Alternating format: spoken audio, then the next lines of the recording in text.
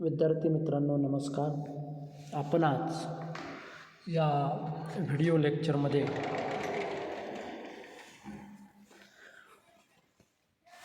साधारण विम्याची मूलतत्वे याचा अभ्यास करणार आहोत. आपण या अगोदरच्या तासामध्ये साधारण विम्याची जी कार्य आहेत आणि साधारण विम्याची जी संकल्पना आहे त्या संकल्पनेचा अभ्यास आपण या अगोदरच्या तासामध्ये केला. आता आज आपल्याला जो अभ्यास करायचा आहे तो आहे साधारण विम्याची मूलतत्वे काय आहेत. जशी आयुर्विम्याची मूलतत्वे आहेत त्याचप्रमाणे साधारण विम्याची देखील मूलतत्वे ही सांगितली जातात. तर या 5व्या सेमिस्टरच्या अप्लाइड बीच्या पेपरमध्ये आपण या टॉपिकचा आज अभ्यास करणार आहोत.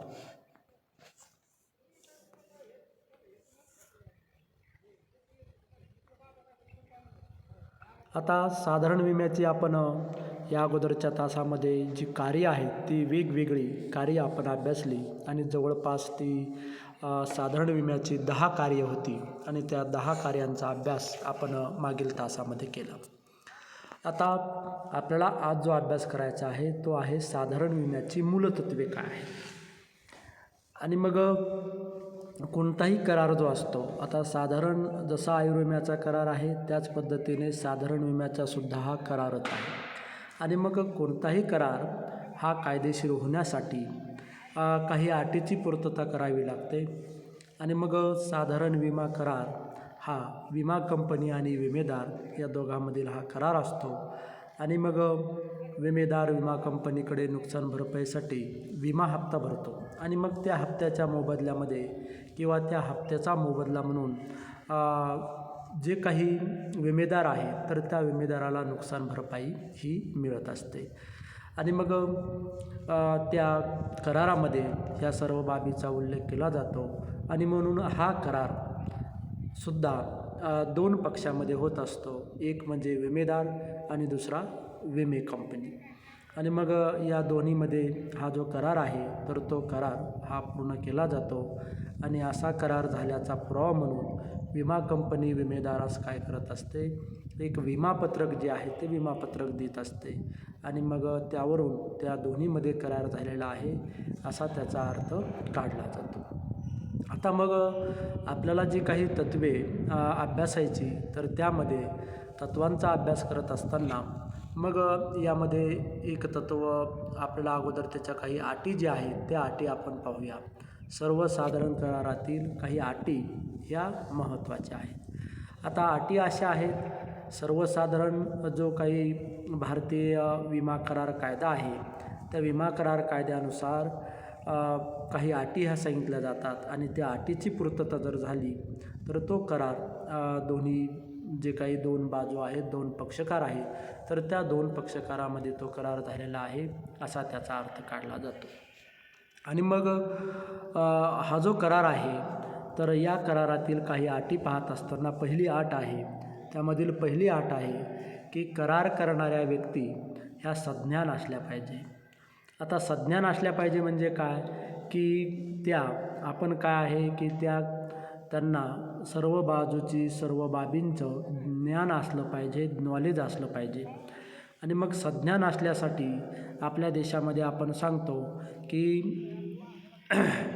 काय आहे की यामध्ये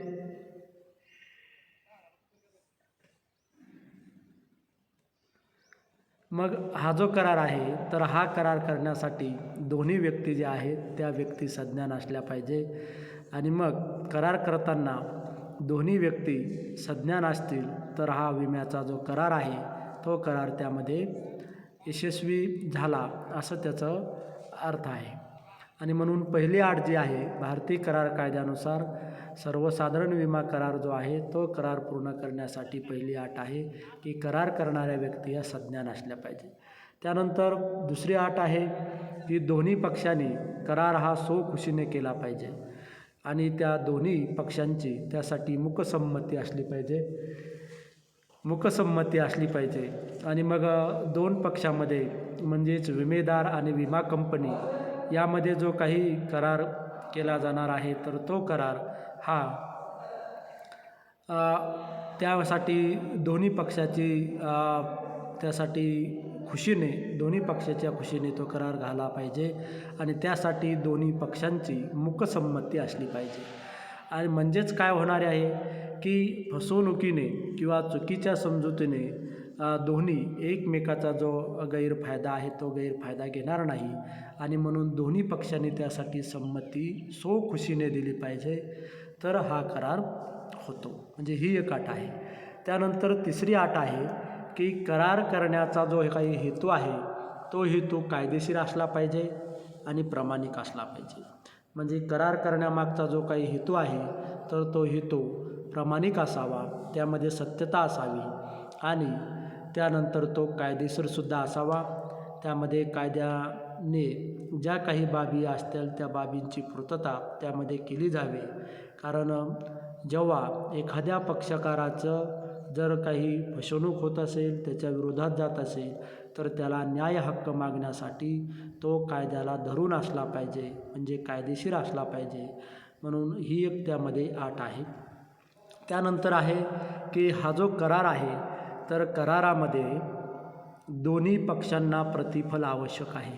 मग दोन्ही पक्ष असतील, विमा कंपनी असेल किंवा विमेदार असेल, तर दोन्ही जे काही पक्षकार आहेत तर या दोन्ही पक्षकारांना त्यामधून प्रतिफल म्हणजे लाभ भेटला पाहिजे. आणि कोणताही व्यक्ती म्हणजे विमेदार असेल किंवा विमा कंपनी असेल तर स्वतःला लाभ भेटत असेल तर ते कार्य करतो किंवा ते जी काही विमा कंपनी आहे ती विमा कंपनीसुद्धा त्यासाठी कार्य करते. आणि म्हणून दोघांना प्रतिफल भेटणं हे आवश्यक आहे. आणि मग विमा हप्ता हे विमा कंपन्याकडून प्रतिफल असते, तर नुकसान भरपाई जी आहे ती नुकसान भरपाई ही विमेदारासाठी प्रतिफल असते. म्हणजे विम्याच्या हप्त्याने जी रक्कम जमा होते ते विमा कंपनीसाठी प्रतिफल आहे, लाभ आहे. आणि विमेदार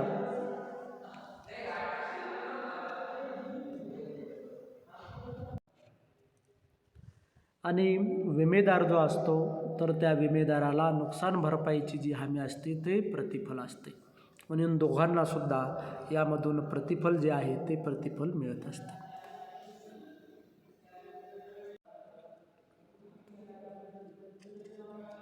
त्यानंतर पाचवी जी अट आहे ती आहे कायदेशीरदृष्ट्या त्या व्यक्ती करार करण्यासाठी लायक असल्या पाहिजे, म्हणजे पात्र असल्या पाहिजे. आणि मग या सर्व ज्या अटी आहेत या अटी जर पूर्ण करत असेल तर भारतीय करार कायद्यानुसार सर्वसाधारण विमा करार करण्यासाठी ह्या सर्व अटी ह्या लागू होतात. आणि भारतीय करार कायद्याप्रमाणे या अटीची पूर्तता करत असताना किंवा करार करताना या अटीची पूर्तता होणे आवश्यक आहे, तरच हा करार कायदेशीर ठरतो. नसता या कराराला बेकायदेशीर ठरवले जाते. म्हणून या सर्व अटी ज्या आहेत त्या अटींची पूर्तता ही त्यामध्ये झाली पाहिजे. आता ह्या करार कायद्यानुसार काही जे तत्वे आहेत किंवा ज्याला अटी आहेत त्या अटी आपण पाहिल्या. आता यानंतर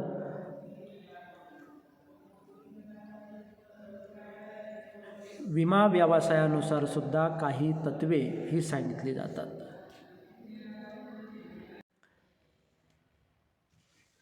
मग विमा व्यवसायानुसार सुद्धा काही तत्वे सांगितली जातात. आणि यामध्ये पहिले तत्व जे आहे तर पहिले तत्व आहे प्रमोच्च विश्वासाचे तत्व. यामध्ये जे काही तत्व आहे पहिले तर ते आहे प्रमोच्च विश्वासाचे तत्व.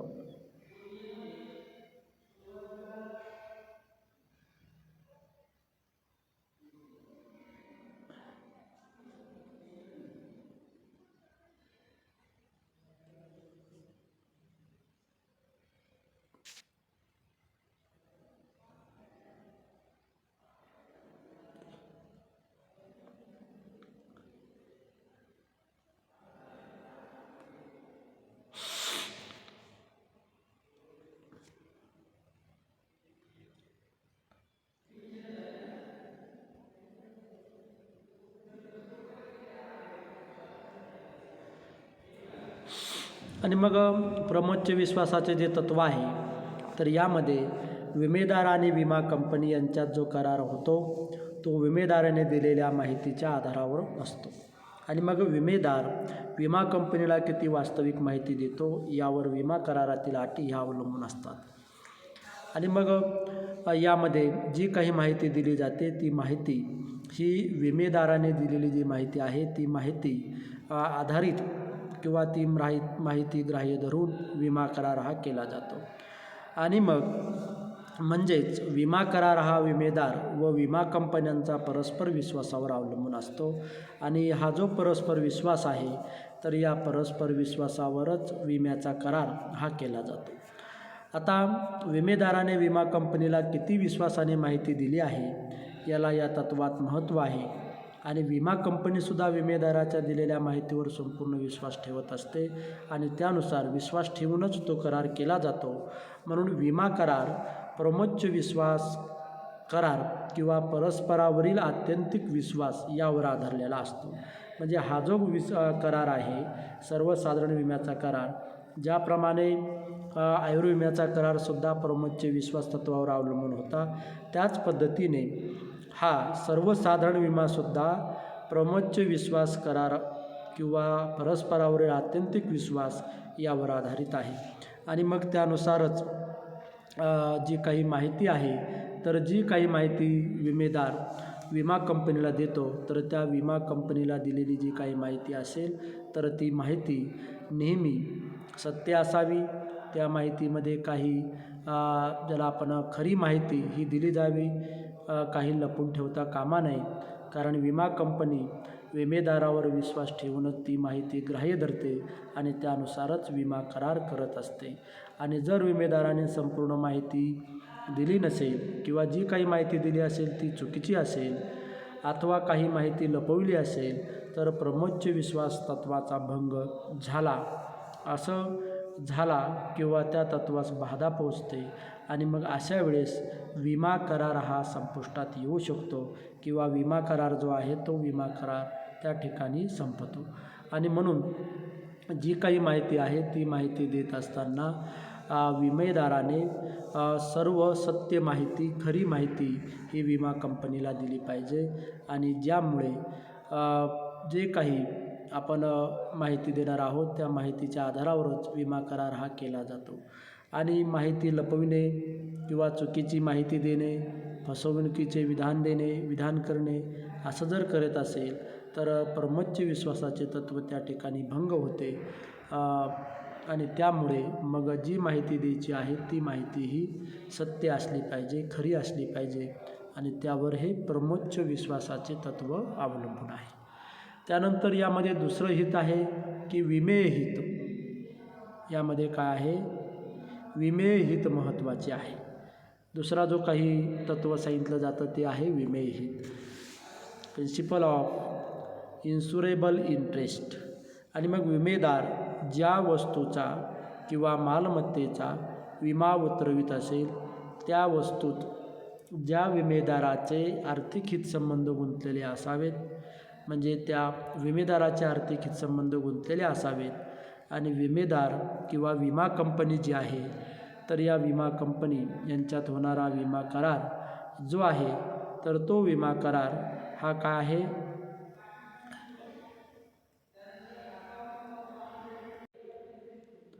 तर हा जो विमा करार आहे तर तो विमा करार कायदेशीर स्वरूप येण्यासाठी विमेदाराचे विमे वस्तूमध्ये विमे हित असणे आवश्यक असते. आणि मग विमेदाराला ज्या वस्तूचा किंवा मालमत्तेचा विमा उतरवायचा आहे आणि त्यात जर विमे हित तत्वाचे पालन होत नसेल तर अशा वस्तूंचा विमा उतरविता येत नाही. म्हणजे ज्यामध्ये विमेदाराचे विमे हित नाही तर अशा वस्तूंचा विमा कंपन्या उतरवत नाही. म्हणून विमे हित हे सुद्धा एक तत्त्व महत्त्वाचे आहे. आता जेव्हा एखादी वस्तू व्यक्ती अस्तित्वात असणे, ती उपलब्ध होणे हे विमेदाराच्या दृष्टीने फायदेशीर ठरते. आणि मग त्या वस्तूचे नुकसान होत असेल तर विमेदाराचे आर्थिक नुकसान होत असेल तेव्हा त्या विमेदाराचे त्या वस्तूत विमा योग्य हित किंवा विमे हित आहे असे म्हटलं जातं. म्हणजे विमे हित कशाला म्हणायचं, तर जेव्हा एखादी वस्तू, एखादी व्यक्ती असणे, ती उपलब्ध होणे हे विमेदाराच्या दृष्टीने फायदेशीर असते आणि मग त्या वस्तूचे नुकसान होत असेल तर विमेदाराचे सुद्धा आर्थिक नुकसान होते. आणि मग असं जेव्हा असेल तेव्हा त्या विमेदाराच्या त्या वस्तूत विमेहित आहे असे म्हटले जाते. आणि मग यावरून विमा उतरवत असताना ज्या वस्तूमध्ये विमेहित आहे त्याच वस्तूचा विमा हा उतरवला जातो. आणि विमाहित जो आहे तर विमाहित म्हणजेच विमेदाराचे आर्थिक हित होय व त्या आर्थिक हिताचाच त्याने विमा उतरवलेला असतो. आणि मग यामध्ये विमेहित जे आहे ते कोणत्याही वस्तू असू शकतात. एखादी वस्तू असू शकते, माल असू शकते, दुकान असू शकते, घर असू शकते, त्याच्याकडे असणाऱ्या मोटारगाड्या असू शकतात, वाहन असू शकते किंवा ज्याला आपण स्थावर मालमत्ता जी असेल ती मालमत्ता सोने असू शकते. त्यानंतर त्याचे आपण ज्याला काय म्हणतो जमीन असू शकते. तर ह्या ज्या बाबी आहेत तर या सर्वांचा विमा हा आपल्याला काय आहे विमेहित त्यामध्ये असते. म्हणून या सर्वांचा विमा हा आपल्याला सर्वसाधारण विम्यामध्ये उतरवता येतो. म्हणून विमेहित हे महत्त्वाचे आहे आणि त्या दृष्टीने विमाहित असेल तरच त्या बाबीचा विमा हा उतरवला जातो. म्हणून सर्वसाधारण विम्याचे तत्त्व सांगत असताना त्यामध्ये एक तत्त्व सांगितले जाते की विमेहित तत्त्वाचे पालन केले पाहिजे. त्यानंतर आहे की नुकसान भरपाईचे तत्त्व. आता नुकसान भरपाईचे जे तत्त्व आहे तर यालाच हानीभरण तत्त्वसुद्धा असं म्हणतात. म्हणजे नुकसान भरपाई तत्त्वानुसार विमा कंपनी ही विमेदाराचे काय करत असते, जेवढे नुकसान झाले असेल तेवढीच भरपाई देण्यास त्यासाठी जबाबदार असते. आणि यामध्ये मग नुकसान भरपाई मिळाल्यानंतर विमेदाराचा आर्थिक फायदा जो आहे तर तो आर्थिक फायदा होऊ नये किंवा झालेल्या नुकसानीपेक्षा कमी नुकसान भरपाई झाली तर विमेदाराचे त्यामधून आर्थिक नुकसान होत असते. आणि मग म्हणून आलेल्या नुकसानीपेक्षा कमी भरपाई मिळता कामा नये. मग विमा घेतल्यानंतर विमा करारातील मुदत संपेपर्यंत जर विमेदाराच्या संपत्तीचे काहीच नुकसान झाले नाही तर विमा कंपनीकडून त्याला काहीच रक्कम मिळणार नाही.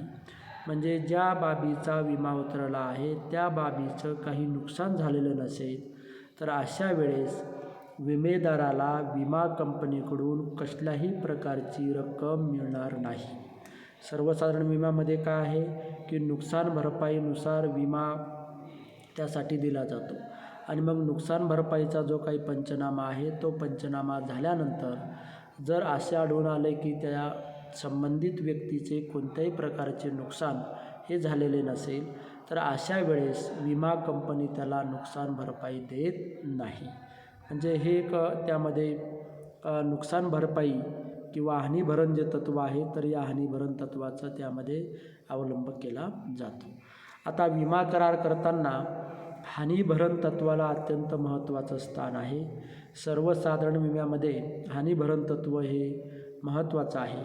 आणि विमा करारात जर नुकसान भरपाईचे तत्त्व नसते तर समाजकंटकांनी विनाकारण संपत्तीचे नुकसान करून भरपूर पैसे मिळवण्याचा प्रयत्न हा समाजातील लोकांनी केला असता.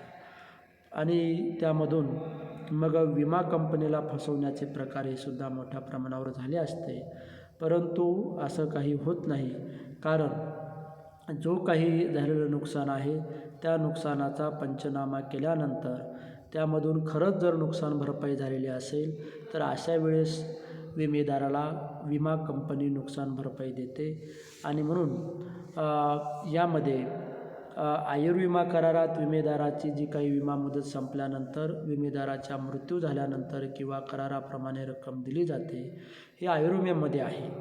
परंतु सर्वसाधारण विम्यामध्ये अशा प्रकारे काही रक्कम दिली जात नाही, कारण नुकसान भरपाई तत्त्व जे आहे ते नुकसान भरपाई तत्त्व हे काय केलं जातं की नुकसान भरपाई तत्त्वानुसारच जेवढे नुकसान झालेलं असेल तेवढं नुकसान हे सर्वसाधारण विम्यामध्ये दिले जाते. म्हणून यामध्ये या तत्त्वाचा अवलंब हा केला जातो. त्यानंतरचे तत्त्व आहे अधिकार समर्पण तत्व किंवा प्रत्यासन तत्व. आता अधिकार समर्पण म्हणजे काय किंवा प्रत्यासन म्हणजे काय, तर दुसऱ्याची भूमिका किंवा दुसऱ्याचे स्थान घेणे होय. आता अधिकार समर्पण तत्वानुसार जेव्हा विमा कंपनी विमेदाराचे होणारे नुकसान भरून देत असेल तेव्हा संबंधित वस्तूविषयी विमेदाराचे विमेय वस्तूविषयी जे अधिकार असतात तेच अधिकार विमा कंपनीकडे जातात. कोणाकडे जातात? विमा कंपनीकडे जातात. मग अधिकार समर्पण तत्व हे नुकसान भरपाई तत्वाला पूरक असणारे तत्व आहे. आणि मग या तत्वानुसार एकदा विमा कंपनीकडे जे काही विमा कंपनीने विमेदारास नुकसान भरपाई म्हणून कराराप्रमाणे संपूर्ण रक्कम देऊन टाकल्यानंतर मग त्या वस्तूवरील राहिलेला भाग यावर विमा कंपनीची संपूर्ण हक्क निर्माण होत असतो. आणि मग अशा पद्धतीने यावरून संबंधित विमे वस्तूवरील विमेदाराचे सर्व अधिकार हे विमा कंपनीला प्राप्त होतात. आणि मग विमा कंपनी जी आहे तर विमा कंपनी विमेदाराला नुकसान भरपाई देताना प्रत्यक्ष झालेल्या नुकसानीपेक्षा जास्त किंवा कमी रक्कम देत नाही. जेवढं काही नुकसान झालेलं असेल तेवढं नुकसान त्यांना दिलं जातं. म्हणून अधिकार समर्पणाचे तत्व हे नुकसान भरपाई तत्वाला पूरक आहे असं म्हटलं जातं. आणि मग या तत्वानुसार काही गोष्टी महत्त्वाच्या ठरतात की विमा कंपनीकडून विमेदार संपूर्ण नुकसान भरपाई दिल्यानंतर विमा कंपनीला विमेदाराचे हक्क व अधिकार प्राप्त होतात. त्रस्त व्यक्तीवर असलेली कारवाई करण्याचे हक्कसुद्धा विमेदाराकडून विमा कंपनीस मिळतात. तर या अशा पद्धतीने ही जे काही अधिकार आहेत ते अधिकार विमा कंपनीला हे प्राप्त होत असतात. आणि मग हे जे काही अधिकार समर्पण तत्व आहे तर या अधिकार समर्पण तत्व यामध्ये जीवन विमा, अपघात विमा यांना हे लागू नाही. म्हणजे ज्याला आपण आयुर्विमा म्हणतो तर आयुर्विम्यासाठी हे लागू नाही. परंतु हे जे काही नुकसान भरपाईचे तत्वावर जे आधारलेले आहे तर यामुळे या सर्व करारांना अधिकार तत्व ज्याला आपण समर्पण तत्व म्हणतो तर या समर्पण तत्वाचा अवलंब सर्वसाधारण विम्यामध्ये हा मात्र केला जातो. त्यानंतर वर्गीकरणाचे तत्व. आता वर्गीकरणाचे तत्व किंवा अंशदायितेचे तत्व हे सुद्धा एक सर्वसाधारण विम्यामध्ये हे तत्त्वसुद्धा एक पाळले जाते. या तत्त्वाची सुद्धा पूर्तता करणे आवश्यक असते. आता मग विमेदाराने एकाच संपत्तीचा एकापेक्षा अनेक ठिकाणी जर वेगवेगळ्या विमा कंपनीकडे विमा उतरवला असेल तर संपत्तीचे नुकसान होईल तेव्हा विमेदारास वेगवेगळ्या कंपन्याकडून स्वतंत्र नुकसान भरपाईची रक्कम मिळणार नाही. हे लक्षात घेतलं पाहिजे. म्हणजे जे काही वर्गणीचे तत्त्व किंवा अंशदायितेचे तत्त्व आहे तर यामध्ये एखादा विमेदार काय करू शकतो की त्याची संपत्ती जी आहे तर त्या संपत्तीचा वेगवेगळ्या विमा कंपन्याकडून विमा उतरवू शकतो. अशा वेळेस मात्र त्याला सर्वच कंपन्याकडून स्वतंत्र नुकसान भरपाई मात्र मिळत नाही. स्वतंत्र नुकसान भरपाई मिळत नाही. मग सर्व विमा कंपन्या मिळून म्हणजेच वर्गणी करून विमेदाराला नुकसान भरपाई ही दिली जाते. म्हणजे थोडा थोडा भाग हा त्या विमा कंपन्याकडे येतो. म्हणून अशा वेळी जे काही नुकसान झालेलं आहे तर ते नुकसान या सर्व विमा कंपन्या एकत्र येऊन त्याचं झालेलं नुकसान जे आहे ते नुकसान भरून देतात. परंतु त्याला स्वतंत्र विमा नुकसान भरपाई जी आहे वेगवेगळ्या कंपन्याकडून ती मात्र मिळत नाही. आणि म्हणून नुकसान भरपाईची रक्कम कोणत्याही परिस्थितीत झालेल्या नुकसानीपेक्षा जास्त असता कामा नये किंवा ती जास्त दिली जात नाही. तर जेवढं काही त्याची नुकसान झालेलं आहे तीच रक्कम त्याला सर्व कंपन्याकडून विमा कंपन्याकडून मिळत असते. तर वर्गणीचे जे तत्व आहे तर हे तत्व आयुर्विमा कराराला लागू होत नाही. तर यामध्ये वर्गणीचे तत्व जे आहे ते तत्व वर्गणी तत्वानुसार विमेदाराला अनेक विमा कंपन्याकडून भरपाई मिळण्याचा अधिकार आहे. एकापेक्षा अनेक विमा कंपन्याकडून तो विमा उतरवू शकतो. परंतु झालेलं नुकसान जे आहे ते नुकसान मात्र त्याला काय आहे, सर्व विमा कंपन्या मिळून वर्गणी करून ते नुकसान भरपाई देत असतात. आणि मग प्रत्येक विमा उतरवलेला विमा कंपनीकडून स्वतंत्रपणे नुकसान भरपाईची रक्कम त्याला मिळवता येत नाही. आणि मग विमा तत्त्व नुकसान भरपाईच्या विमा कंपनीकडून स्वतंत्रपणे नुकसान भरपाईची रक्कम त्याला मिळवता येत नाही. तसेच हे तत्त्व जे आहे ते नुकसान भरपाईच्या ठिकाणीच अंमलात आणले जाते. म्हणजे साधारण विम्यामध्ये हे तत्त्वाची अंमलबजावणी ही केली जाते. त्यानंतर एक आहे हानी कमी करण्याचे तत्त्व. आता या तत्त्वानुसार विमेदाराने विमे वस्तूचे एखाद्या दुर्घटनेपासून होणारे नुकसान किंवा हानी कमीत कमी कशी करता येईल याविषयी काळजी घेणे आवश्यक असते. आणि मग एखाद्या दुर्घटनेमध्ये किंवा आगीत जर विमे वस्तूचे नुकसान होत असेल तर विमेदाराने नुकसान होण्याच्या समयी ते नुकसान कमी करण्याचा प्रामाणिकपणे प्रयत्न करावा आणि तो प्रयत्न त्यामधून केला जावा. तर असं हे हानी कमी करण्याचे तत्त्व सांगतं. आणि मग विमे वस्तूचे नुकसान होत असताना एखादी व्यक्ती त्या वस्तूची मालमत्ता त्याची स्वतःची मालमत्ता सुरक्षित राहावी यासाठी जो प्रयत्न करतो तर तो प्रयत्न विमेदाराने विमे वस्तूचे नुकसान होत असताना केला पाहिजे. मग अशी विमा कंपनीची अपेक्षा असते. परंतु विमेदार विमे वस्तूला दुर्घटनेपासून न वाचवता किंवा विमे वस्तू आगीत जळत असताना संबंधित मालाची किंवा संपत्तीची नुकसान भरपाई विमा कंपनी देणार आहे. म्हणून विमेदार जर आपली जबाबदारी पूर्णपणे झटकून टाकत असेल तर विमे वस्तूचे नुकसान होत असताना त्या वस्तू किंवा संपत्तीचे संरक्षण न करता त्याकडे जर दुर्लक्ष करत असेल, विमे वस्तूचे नुकसान होत असताना एखादी सामान्य व्यक्ती विमे वस्तूचे नुकसान कमीत कमी व्हावे यासाठी जो प्रयत्न करतो तेवढीच प्रयत्न विमेदाराकडून केला गेला नसेल तर अशा प्रसंगी या तत्त्वानुसार विमा कंपनी विमा कराराप्रमाणे नुकसान भरपाई देण्यास नकार देऊ शकते. हे महत्त्वाचं आहे. म्हणजे थोडक्यामध्ये हे जे तत्त्व आहे तर या तत्त्वामध्ये हानी कमी करण्याचं तत्त्वाचा अवलंब हा प्रत्येक विमेदाराने केला पाहिजे. म्हणजे थोडक्यात काय केलं पाहिजे तर थोडक्यामध्ये नुकसान कमी करण्याच्या किंवा हानी कमी करण्याच्या तत्त्वानुसार जर विमेदार विमे वस्तूचे नुकसान होत असताना निश्चित राहत असेल किंवा विमे वस्तूची हानी कमी करण्याचा सामान्य प्रयत्न करत नसेल तर विमा कंपनी अशा संकटाच्या प्रसंगी विमेदार जर विमे वस्तूचे नुकसान होत असताना ती कमी करण्याचे कोणत्याही प्रकारचा प्रयत्न करत नसेल तर विमा कंपनी हानी कमी करण्याचा या तत्त्वाचा भंग केल्यामुळे हा जो करार आहे तो करार रद्द करू शकते किंवा त्याला नुकसान भरपाई देण्यास नकार देऊ शकते. म्हणून हे तत्त्व अतिशय महत्त्वाचे आहे.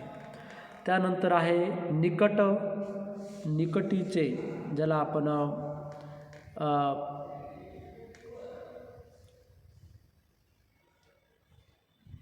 कारण तत्त्व आहे जे की यामध्ये निकटीचे कारण तत्त्व. आता निकटीचे कारण तत्त्व म्हणजे काय तर विमेदार आणि विमा कंपनी यांच्यात विमा करार करताना विमा कंपनी विमेदाराला करारात ठरलेल्या रकमेइतकी नुकसान भरपाई देण्यासाठी वचनबद्ध असते है ना. आणि मग विमेदार आणि विमा कंपनी यांच्यात करार होताना विमेदाराच्या संपत्तीचे किंवा मालमत्तेचे ज्या संभाव्य धोक्यापासून नुकसान होणार आहे त्या धोक्याची पूर्ण विचार विमा कंपनी करते. आणि करारात ज्या धोक्यापासून मालमत्तेचे किंवा संपत्तीचे नुकसान होणार आहे त्या धोक्याचा समावेश विमापत्रकात केला जातो किंवा तो करणं आवश्यक असतो. आणि ज्या धोक्यापासून विमे वस्तूचे नुकसान होणार आहे हे अगोदरच म्हणजे करार करण्याच्या वेळी निश्चित करण्यात येते. आणि जर करारात दर्शविल्याप्रमाणे धोक्याव्यतिरिक्त इतर धोक्यापासून संबंधित विमे वस्तूचे नुकसान होत असेल तर विमा कंपनी अशा धोक्यापासून होणारे नुकसान देण्यास जबाबदार नसते. म्हणजे इतर जे काही इतर कारणापासून जर त्याचा धोका झालेला असेल तर त्या धोक्यासाठी विमा कंपनी काय आहे, नुकसान भरपाई देण्यासाठी जबाबदार नसते. आणि मग विमे वस्तू किंवा मालाचे नुकसान होत असताना अनेक घटना किंवा प्रसंग घडत असतात. मग किंवा एकानंतर एक घटना घडून मालाचे नुकसान होत असते. तर नेमके कोणत्या कारणाने नुकसान झाले याचा शोध घ्यावा लागतो आणि विमे वस्तूचे किंवा संपत्तीचे नुकसान निकटच्या किंवा जवळच्या कारणाने झाले आहे हे सिद्ध झाल्यानंतर विमा कंपनी काय करते की विमा कंपनीवर विमेदारास संबंधित मालाची नुकसान भरपाई देण्याची जबाबदारी असते. परंतु जर तसे निकटचे किंवा जवळचे कारण धोका होण्यास कारणीभूत नसेल तर अशा प्रसंगी मात्र विमा कंपनी विमेदाराला नुकसान भरपाई देण्याचे टाळू शकते. म्हणजे निकटचं कोणतं कारण आहे ते कारण अगोदर सांगितलेलं असावं आणि त्याची नोंद जी आहे ती नोंद ही विमापत्रकात केलेली असावी. तर अशा वेळेसच विमेदाराला विमा कंपनीकडून झालेल्या नुकसानीची नुकसान भरपाई मिळत असते. तर अशी वेगवेगळी म्हणजे जी काही भारतीय करार कायद्यानुसार सुद्धा वेगवेगळी तत्त्वे जी आहेत ती तत्त्वे आपण पाहिली. जवळपास ती तत्त्वे ही एका वळीमध्ये होती आणि त्यानंतर विमा व्यवसाय कायद्यानुसार सुद्धा काही तत्त्वे जी आहेत ती तत्त्वे आपण पाहिली. तर अशा पद्धतीने सर्वसाधारण विम्याची जी काही तत्त्वे आहेत ते तत्त्वांचा आपण अभ्यास या तासामध्ये केलेला आहे. यामध्ये काही अडचणी असतील, समस्या असतील तर त्या गुगल क्लासरूमच्या कमेंट बॉक्समध्ये नोंदवा. त्या अडचणी समस्या सोडवण्याचा प्रयत्न केला जाईल. थँक्यू.